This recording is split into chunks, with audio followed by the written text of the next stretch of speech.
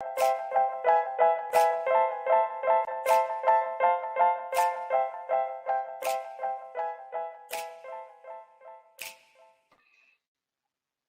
everybody, and welcome to the inaugural episode of On the Clock. This is the very first episode of On the Clock here at Toilets to Titles, where me, Joe, I'm going to be doing a review of the upcoming 2022 draft class for the NFL, and I'm really looking forward to it. Why? Because I love this type of crap. I love it. I love diving into the players, reading getting as much information as I possibly can, and we're starting with my review of the defensive end edge rusher class for 2022. Now, these are the top 10. I want to specify that these are my opinion of the top 10 players, and it's pretty much a consensus from what I can tell, but also based on my review. It's my top 10. I kind of put them in order again, of my top 10. You'll see that the first, I'd say, like the top five are probably the consensus top five, as far from what I've been seeing so far. And then maybe the back top five, like the 6 through 10, are more my opinion in terms of the ranking, like the order that they should go in. But that's going to change over time too, because we still have a lot to go before the actual draft at the end of April. You're going to have a lot of each school is going to have their own pro days. You're going to have the Senior Bowl, so you're going to see players, whether it's defensive end, edge, cornerback, quarterback, wide receiver, running back. It doesn't matter. Every single year, there are names that shoot up the board that you never even heard of before, and there are names that drop too. So, but I'm launching On the Clock with the defensive end edge review. I'm really looking forward to it. And I think this is kind of like the most difficult one. And I'll explain that in a little bit. I wanted to get this one out of the way because I think it's going to be a little more difficult than the other positions in terms of how you define defensive end slash edge. So I wanted to get the hardest one out of the way. Let's check out the comments. Chris's videos. Good to see you, Chris. Chris's videos is he's one of our best followers over here. He's always in our stream. Hey, Chris says he tested positive for COVID. Hey, man, I'm sorry about that. You feel better. You get better well soon. And you know what? The way I see it too, Chris, I hope it doesn't hit you that hard. But the way I see it is that if you haven't gotten COVID, we're all going to get it eventually. I haven't gotten it yet. I assume that I'm going to get it eventually. And so it's going to happen someday, whatever, regardless of the variant, we're all probably going to get COVID eventually. So, but Chris, I hope you feel better, man. I hope you feel better soon. All right, buddy, take care. But Chris, I'm glad you're here. You can go through my defensive end edge review with me. It's going to be a lot of fun. Before we get into the content, please hit that like and subscribe button. Give us that 5-star Apple review because we deserve it. Where you can find the show: Apple Podcast, YouTube, Podbean, Spotify, Facebook, where we have 2 pages. The first one is Toilets to Titles, and the second one is called When a Family Breaks, which is our Facebook page dedicated to the trading of sports memorabilia. Check it out. It's a lot of fun. But as you can see, the key point, you can find us anywhere and everywhere. Also, if you go to patreon.com/toiletstotitles, you can learn how you can further support the show. And we have our own website, toiletstotitles.com, where we have all of our videos, articles, tons of fantasy and NFL football content, as well as draft content now. So we've got like 15 contributors here, including myself at Toilets to Titles. We all bring something to the table, whether it's videos or articles. A great crew to work with. Check them all. Check it out. It is awesome. I'm really proud of that site. Okay, so again, this is our review of the defensive end slash edge class for 2022. I want to point out this is a top heavy and a deep class when it comes to defensive end and edge, as opposed to last year's class, which was it was deep. So the 2021 class for defensive end and edge was deep, but it was not top heavy. As far as I recall, the top, let's say, edge rusher last year off the board. I think one number 17, it was Jalen Phillips to the Miami Dolphins. I believe he was the first one off the board. That's unusual because in most classes you're going to see you'll see, a pass rusher. Let's just call them pass rushers for now. You'll see a pass rusher go at least somewhere in the top 10, definitely top 5, top 7, bare minimum top 10. But we didn't have our first one go last year, as far as I recall, until Jalen Phillips. I think that's 17 with Miami. So that's but after that, after Jalen Phillips, you did have a lot of good quality guys back into the first round, second round, third round, and there was a lot of depth, like guys who could be like good, backup players and say like the fourth, fifth round. So there was good depth, but there wasn't a lot of premier talent in 2021 at the pass rushing position, as opposed to this class. This class is both top heavy and deep.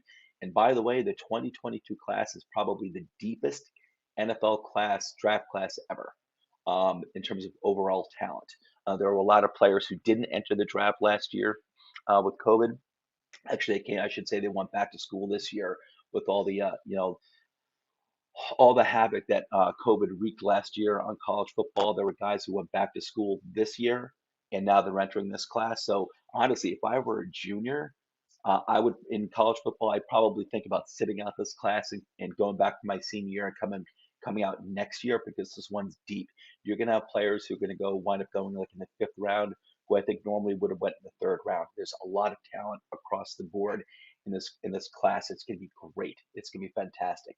What I want to do before I actually get into the players real quick, and I'm about to get into the players, I know I tend to talk a lot. I want to define defensive end and edge because there's a big difference between it's defensive end and edge. You'll see it used almost like uniformly, or I should say like interchangeably, I should say.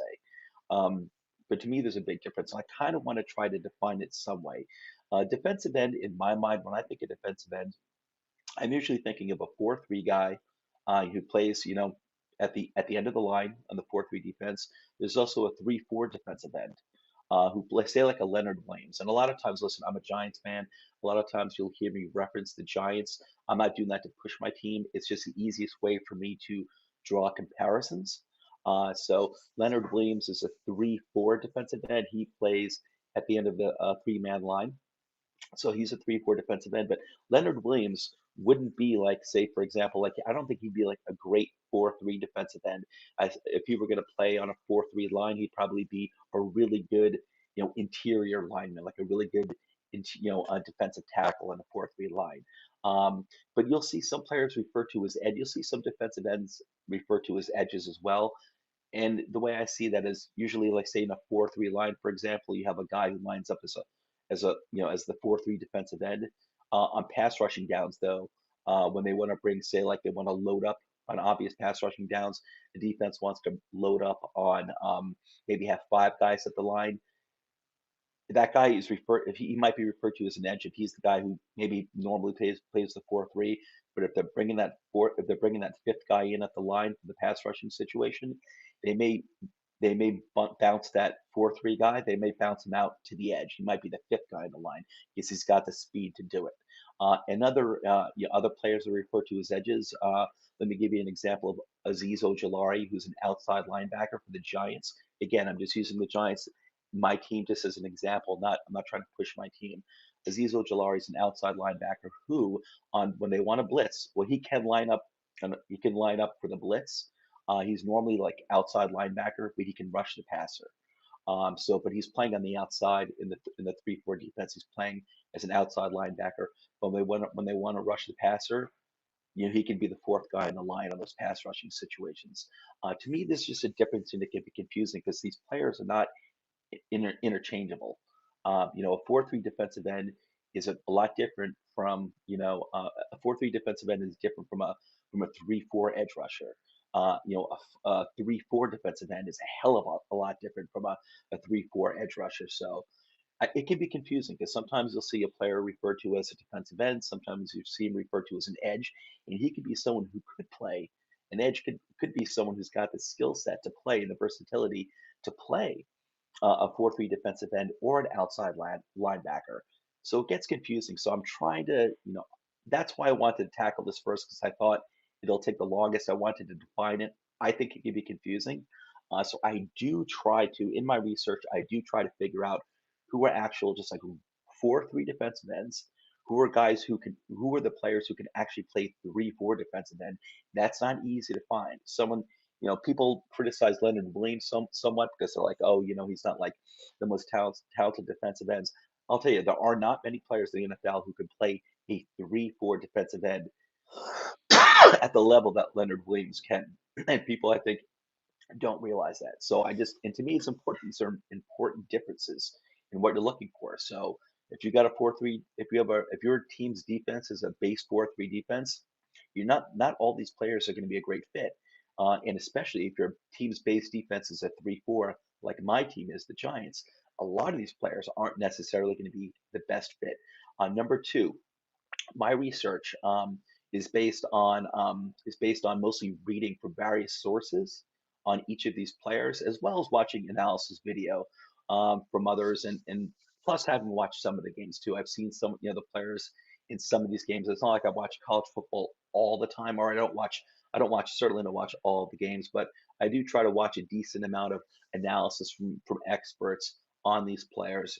But most of my learning on these players has to do with reading, and I try to read at least three sources on each player, and I try to get a feel. Some experts have, a different feeling on someone's ceiling, their skill set, what their potential is, what they got to work on, what they call out on the negative side, and I just try to, take that information, also compare it to what I'm seeing in a video, and put it up in one big ball and just put it, Joe's analysis. So, but also I want to give a special a hat tip to Pro Football Network. That is my starting base. That's where I start for each of these players.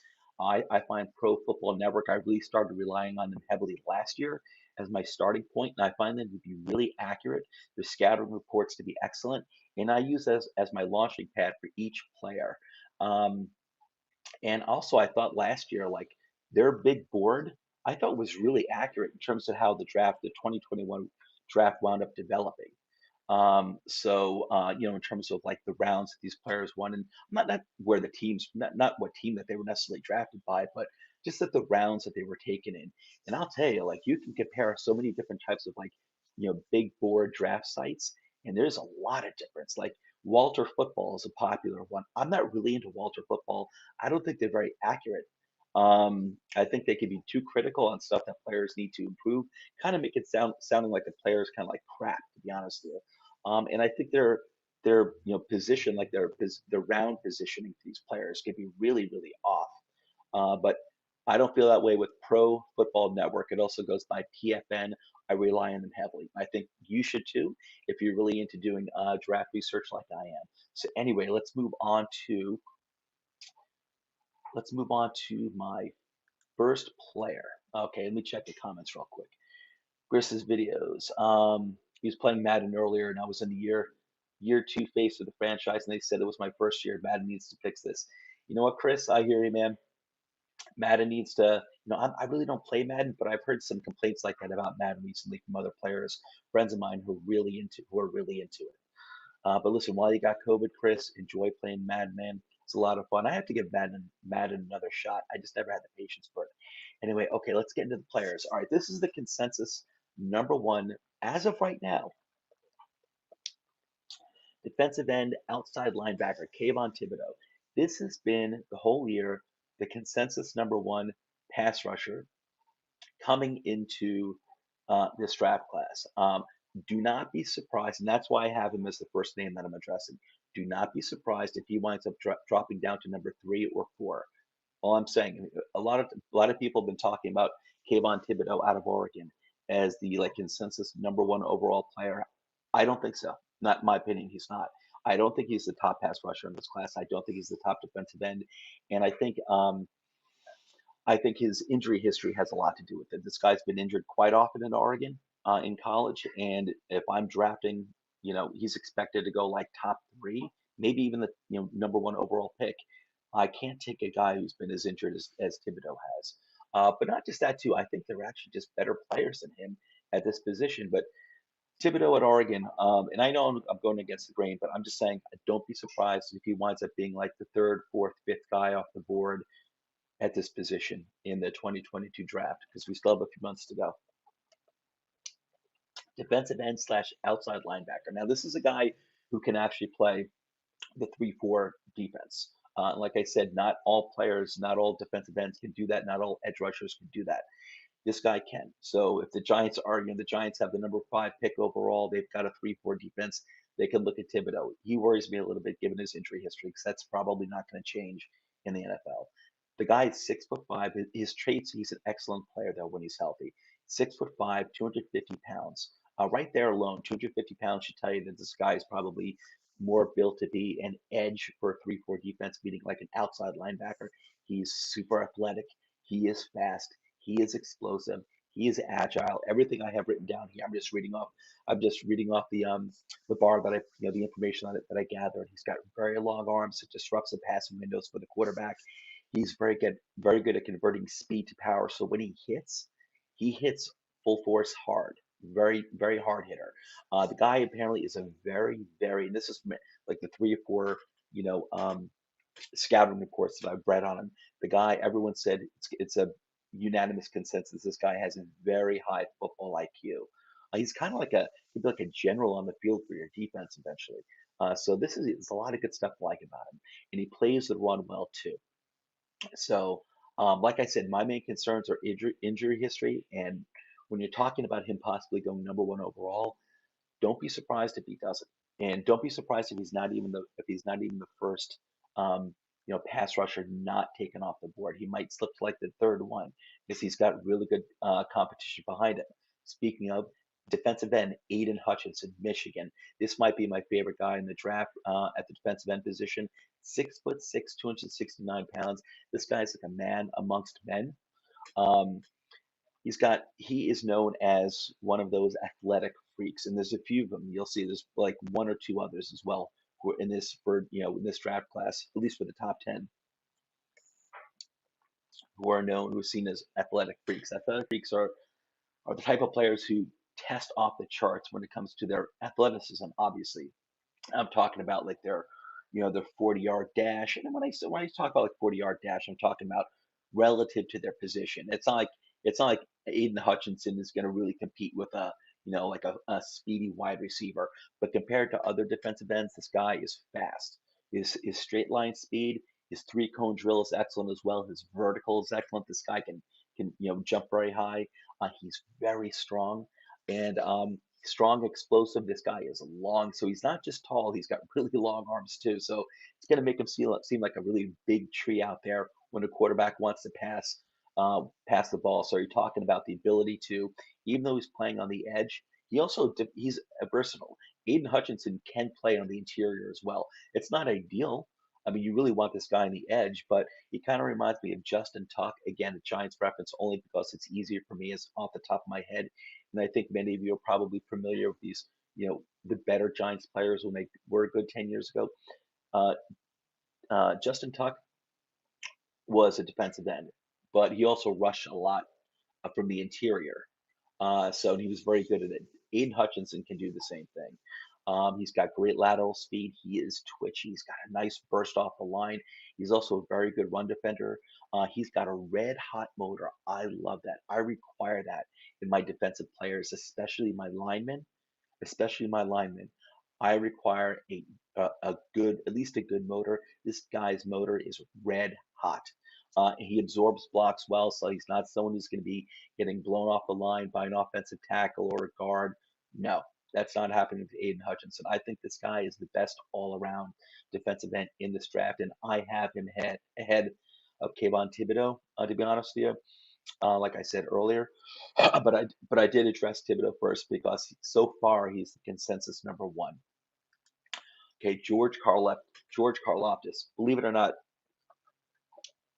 this guy's ceiling. He's got the ability to be the best of them, to be the best of them all.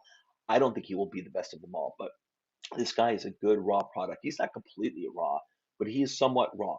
But this guy's got a really high ceiling that I think is up there with Aiden Hutchinson. He's coming out of Purdue. I like Purdue. I like the NFL talent that they produce. And he is 6'4", 275 pounds. Here's another guy with a hot motor. I love that. These guys don't stop. Every single play, they're bringing it. And whether it's rushing the passer or defending the run on the interior, or going or running, tracking down running backs who are trying to get around the edge, or even who people have originally seemingly beaten them at the edge. They track them down. Karlaftis is someone like that. This guy is strong. He might be the strongest defensive end out of all of them in this class. This guy's really strong. He can bull rush the crap out of tackles. He's athletic, excellent burst, good change of direction for a big dude, 275 pounds. He's got really good change of direction. Like I said earlier, he runs down running backs. He runs them down. He's really good at running them down. So you can't really get past Karlaftis. But he does need to improve shedding blockers. But that's something he can. That's something he can. Like I said, he's a little raw. Shedding blockers, he needs to improve on it. He can do that with the right coaching, and assuming that he's intelligent, that he takes to coaching well. I'm assuming he does.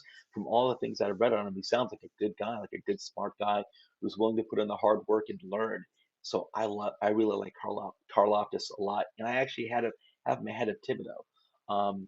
No, I just keep going back to Thibodeaux only because he's been like the consensus number one guy so far all along. I mean, I think Thibodeaux would be a good fit on the Giants, just because he actually can play the outside linebacker, and so he would be a good fit in the 3-4 defense. I think Aiden Hutchinson and Karlaftis are more like your traditional 4-3 defensive ends, but I think they're going to be even more impactful at what they do at their position than Thibodeaux would. Okay, so I think these are the top three, though. To me, these are definitely the top three: Thibodeaux, Hutchinson, Karlaftis. Pick the order you want to put them in. I think these are the top three. And I do think there's like in my top 10 list here for defensive ends, edge rushers.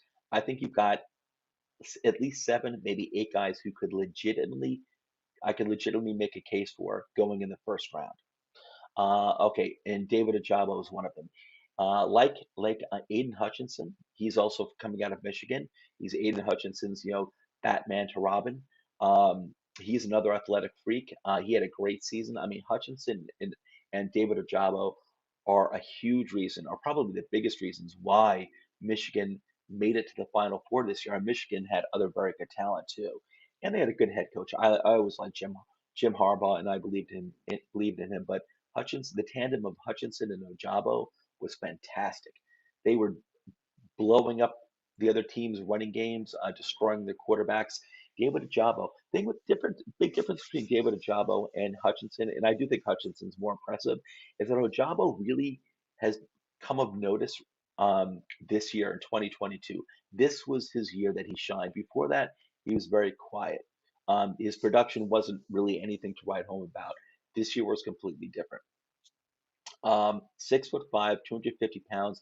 This is another guy who can play defensive end or edge rusher. I'm looking at you, teams with 3-4 defenses like my Giants. I'm looking at you. This is a guy you want to have your eye on. He's 6'5". He's very tall. He's 250 pounds. He's not the biggest guy. He's not like Aiden Hutchinson or Karlaftis, who's like 275 pounds. But he's 250 pounds, which is I think a nice ideal weight for like a premier 3-4 edge rusher, outside linebacker edge rusher. That's a good weight. This guy had a monster 2021. I'm sorry, monster. Yeah, no, I'm sorry, right. I'm sorry. 2020 year, and before that was quiet. I keep saying 2022. 2021, he had a monster year. So he had his last year was a phenomenal year of production. He had 11 sacks, 36 total tackles, 12 tackles for loss. That is a big number. 36 tackles isn't all that impressive, but it's impressive. But he had 12 tackles for loss. That's impressive. He was basically getting a tackle for loss per game. And he had 5 forced fumbles. That's a really nice number. And the 11 sacks, obviously, is a really nice number. This guy is another athletic freak, just testing off the charts when it comes to like the 40-yard dash, 3-yard cone, broad jump, high jump, just athletic freak. This guy's got top tier explosiveness, lateral agility. So this guy he could defend the outside very, very well, and also cut to the inside. If someone's trying to run between the guard and center, Ojabo actually, he's got the speed and the agility to bust into the inside when necessary. He's got a long ass wingspan. So again, when you're rushing the quarterback, if you can't get to the quarterback, you put those arms up, you disrupt those passing windows. He's got a great second gear. So he's another guy with a motor, but this guy's got he's got really good closing speed, and he's very good. He's got great range and run support, and he's strong and he's flexible. He can work on his tackling, I think, a little bit just from what I've seen. But that is something that's easily correctable. He can get better over time. That's one of the easiest things I think to fix. But he does have really good range and run support. So here's another guy who I think is definitely has first round value. And like Thibodeaux, he can actually play, outside linebacker. Um, okay, so I think he's definitely a first round player. And not all just because I think these guys are first round players. Like I said, there's at least seven, maybe eight guys who I think have first round value. They're not all going to make it into the first round, probably because this is a deep class, not just on defensive end, but pretty much every single position except for quarterback, which I think is horrible this year. Every single position is very, very deep.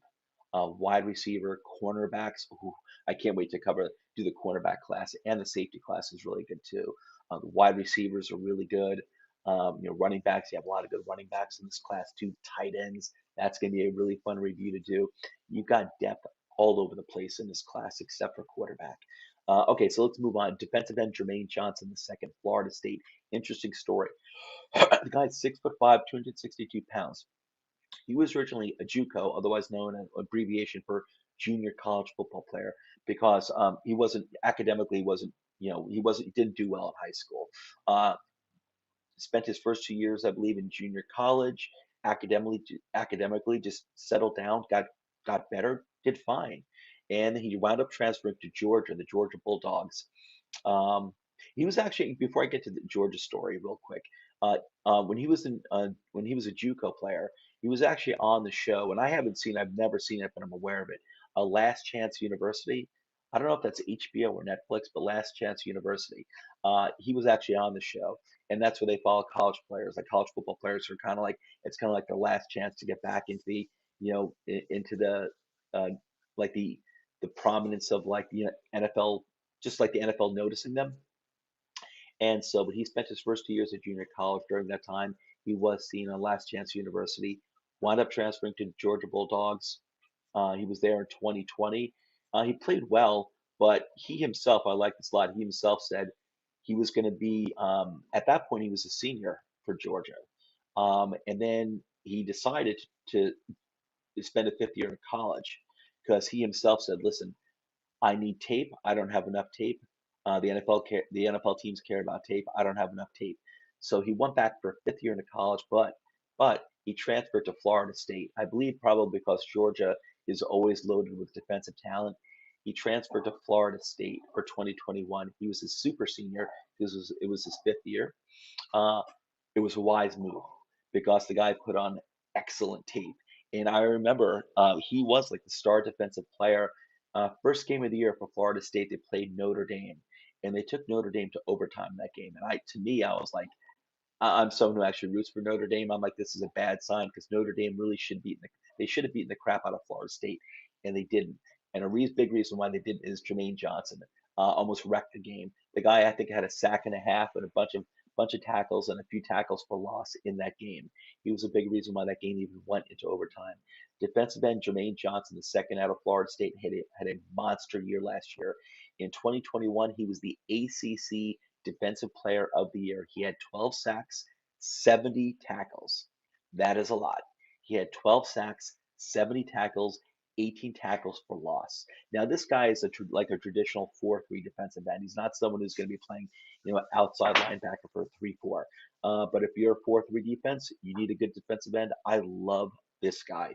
Jermaine Johnson, ACC Defensive Player of the Year. Again, 12 sacks, 70 tackles. That's a lot. That's a lot.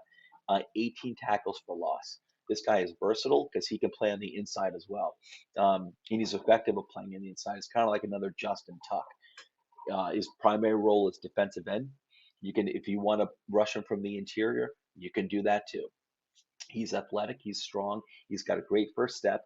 This guy pursues, and he's got good lateral agility. He had winning reps against Evan Neal of Alabama. Evan Neal is the consensus number one offensive tackle in this year's draft. He's someone else that has a chance to go as the number one overall pick. Evan Neal. He's a dominant offensive tackle, both in pass protection and run blocking. Jermaine Johnson had a lot of winning reps in their game against Alabama. He had quite a few winning reps against Evan Neal. Watch that game, at least the highlights, at least his highlights of that game. It's impressive to see because Evan Neal, it is not easy to defeat Evan Neal. He can easily go number one overall, and I wouldn't blink an eye. And I'm talking about Evan Neal. But Jermaine Johnson, this guy should be a first round pick.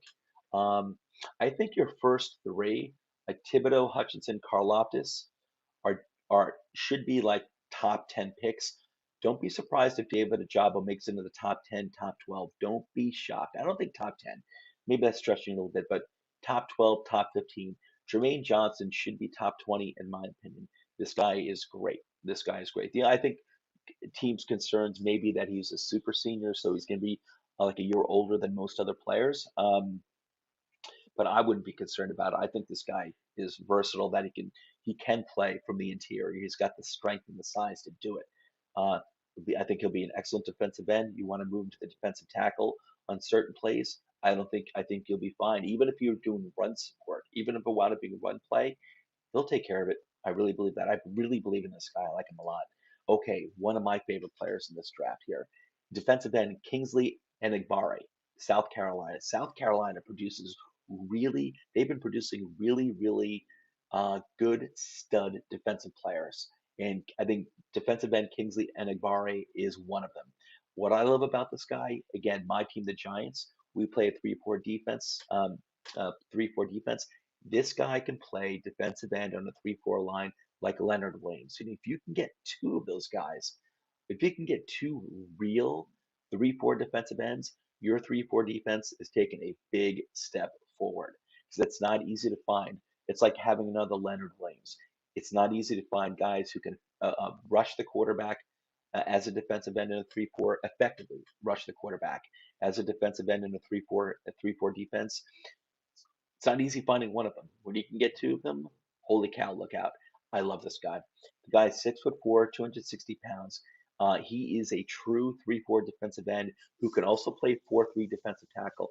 I think he could play 4-3 defensive end. This guy is he's a big athletic man. I think he can play 4-3 defensive end.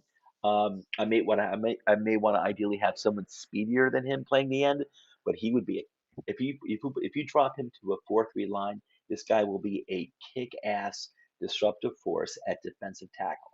So he gives you a lot of options. He can drop into coverage. This dude is 260 pounds and he can effectively drop into coverage. Now, when I say drop into coverage, this isn't the guy you don't want him covering tight ends. But in the zone defense, he can effectively drop back and be effective in zone defense, covering an area of the field. Like I said, I don't want to matched up one on one playing press man against a tight end, but he's athletic enough to play some zone defense. It's not something he's normally going to do, but he gives you that ability. He's got that trait. That is impressive, and he plays the run very well. This dude hits hard. He's a big man who hits violently. I love that. He's got length. So again, he's tall, 6'4". There's some guys who are taller, like 6'5", 6'6", but the dude has got long arms too. Uh, I love this guy. And honestly, if the Giants, I wouldn't my Giants have the fifth and seventh pick overall this year. I probably wouldn't take him that high, not number 7, but if they trade back to say like the middle of the first round, say someone wants to come up and get a quarterback or whatever, or maybe like trade up and get Evan Neal. Say they want to trade up from like number 15 to number 5 and number 7. You say like Evan Neal if he were to drop, which won't happen, but just giving an example, I would not mind the Giants or another 3-4 team taking this guy at like number 15. I think he's that good. And I'll tell you, you put this guy in a 4-3 line, he will be a monster defensive tackle. I love this guy. Kingsley Enagbare is one of my favorite players overall in this very deep class of all positions. Kingsley Enagbare is one of my favorite players in this entire draft, regardless of position. Okay, Cameron Thomas. Now we're talking about a guy who I think can go more like in the back end of the first round, like the bottom third, anywhere I think in the bottom third. I'm not talking about like 30 or 31 or 32. This guy can go, I think, as high as 18, 19, probably somewhere in the early to mid 20s. Cameron Thomas, I like this guy too. The only thing that worries me is the competition he was going against, because he's from San Diego State, which is actually one of the college teams that I root for. They're not the biggest program, but they're a good program.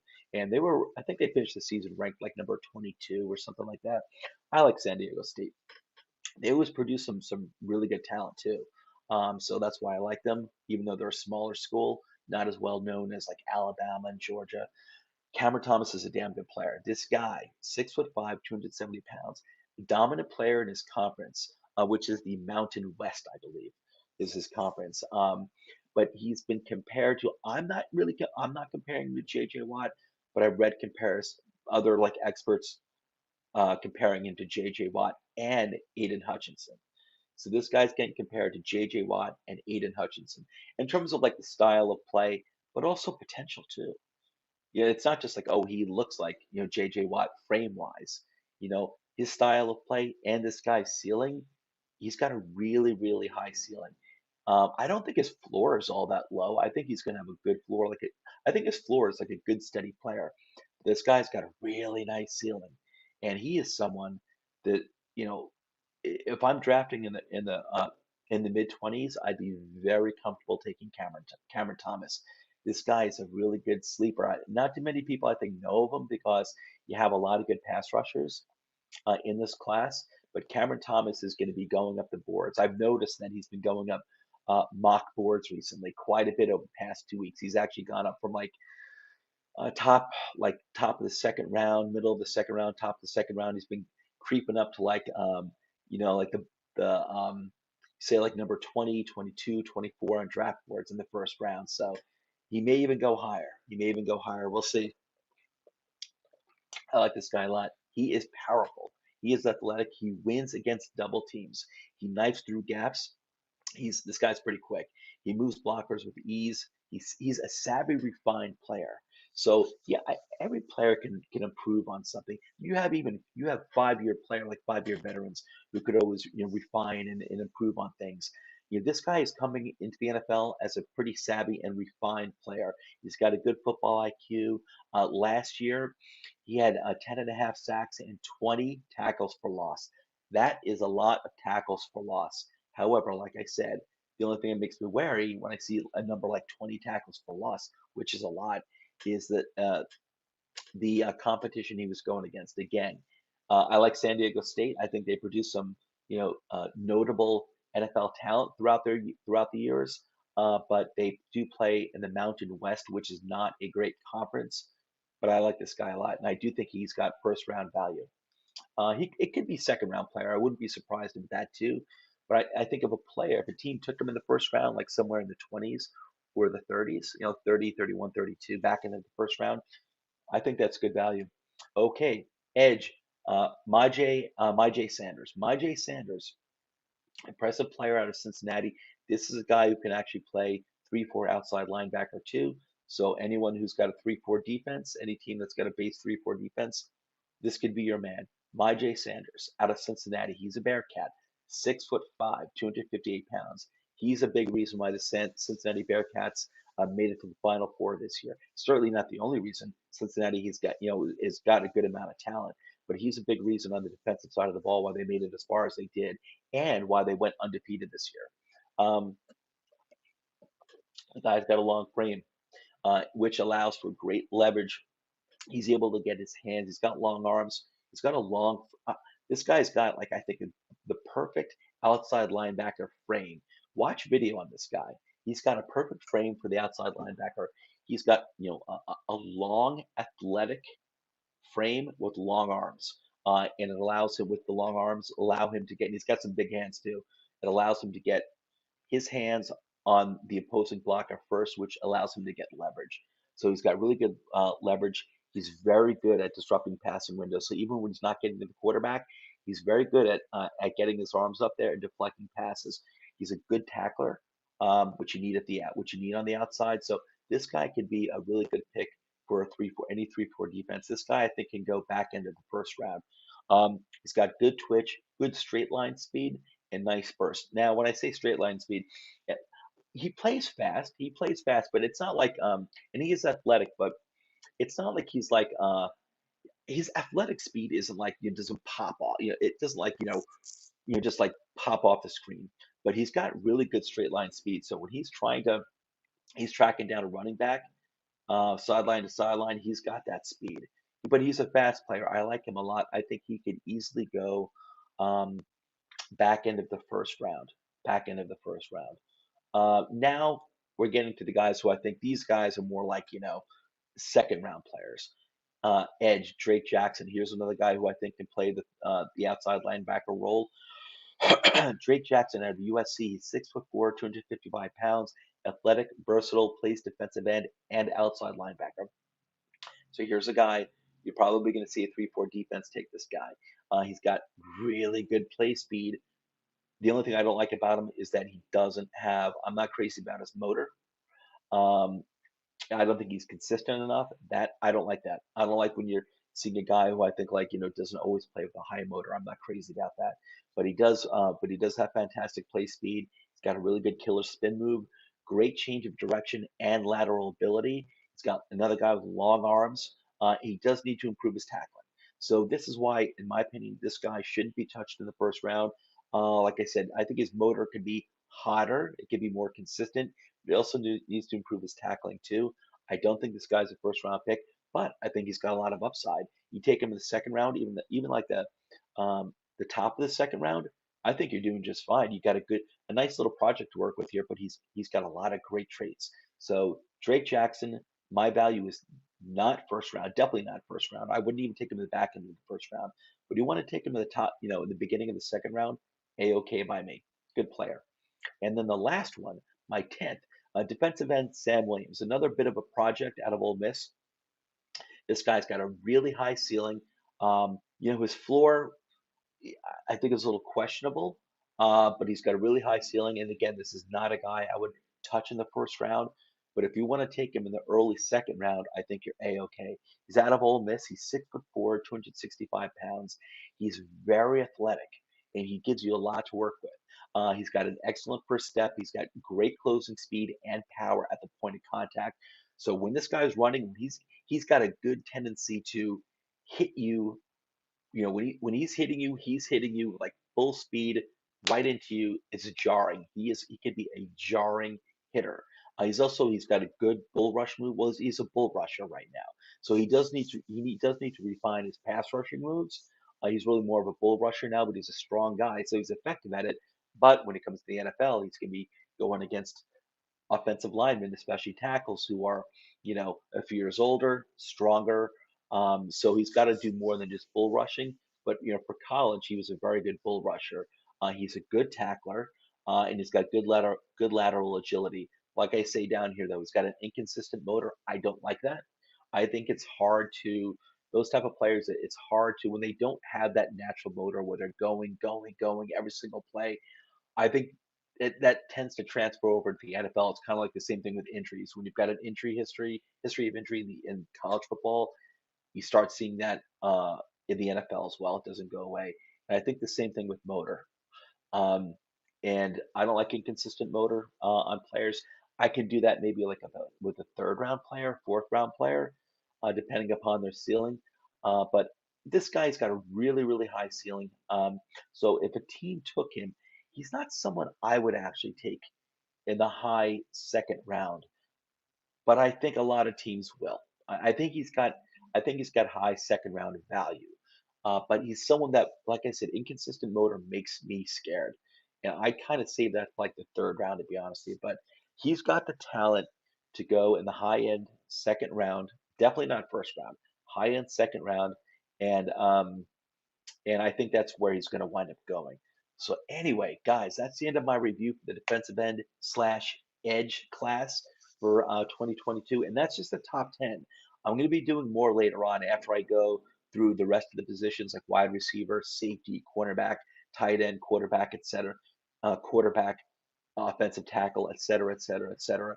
I'm going to go through like my top 8, 10 for each position, and then I'm going to circle back and do like maybe like the next 5 or 10 after that, in my opinion. So there will be plenty of draft videos by me on this. I'm so looking forward to doing this 2022 draft class, reviewing them. There's so much to talk about because it's such a deep class. But before I go, just friendly reminder, please do not forget to hit that like button, subscribe, give us that 5-star review because we deserve it. And here are the Twitter handles for me and all my colleagues here at Toilets and Titles. Like I said, we all bring something to the table, whether it's videos or articles. Please follow us all because it's a great crew that I work with. I'm really fortunate. And again, just that friendly reminder, give us that 5-star Apple review if you can. We'd greatly appreciate it. Anyway, that's a wrap for the defensive end slash edge class for 2022. And again, that was only the top 10. There will be more in the future on the pass rushing position.